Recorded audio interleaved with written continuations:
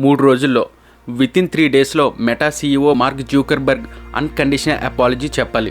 లేకపోతే మెటాకి ఇండియాలో ఉన్న సేఫ్ హార్బర్ ప్రొటెక్షన్ తొలగించాలని గవర్నమెంట్కి రికమెండేషన్ ఇవ్వడానికి పరిశీలిస్తాం. ఈ స్టేట్మెంట్ డైరెక్ట్గా parliament standing committee on communication and information technology committee chairman అయిన బీజేపీ ఎంపీ నిషికాంత్ దూబే గారు ఇచ్చారు. అసలు ఈ సేఫ్ హార్బర్ ప్రొటెక్షన్ అంటే ఏంటి, దీని గురించి కూడా చెప్తాను.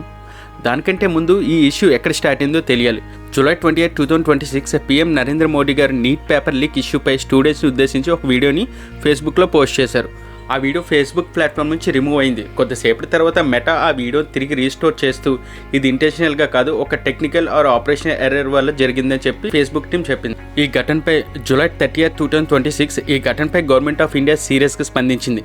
Minister of electronics and information technology Meta ఎగ్జిక్యూటివ్స్ని పిలిచి ఎక్స్ప్లెనేషన్ కోరింది.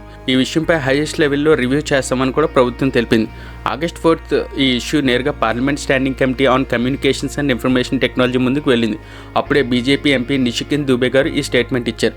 సేఫ్ హార్బర్ ప్రొటెక్షన్ని రీవోక్ చేస్తామని.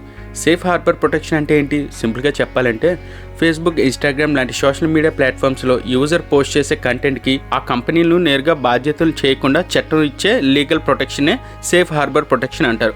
ఒకవేళ ఈ ప్రొటెక్షన్ లేకపోతే భవిష్యత్తులో యూజర్ జనరేటెడ్ కంటెంట్ విషయంలో కూడా మెటాపై మరింత లీగల్ లయబిలిటీ వచ్చే అవకాశం ఉంటుంది. ఈ ఇష్యూపై మీ ఒపీనియన్ ఏంటి? కామెంట్లో చెప్పండి. ఇంకా ఇలాంటి national tech and global news కోసం రఘు కన్సర్న్ ఫాలో అయిపోండి. Thank you.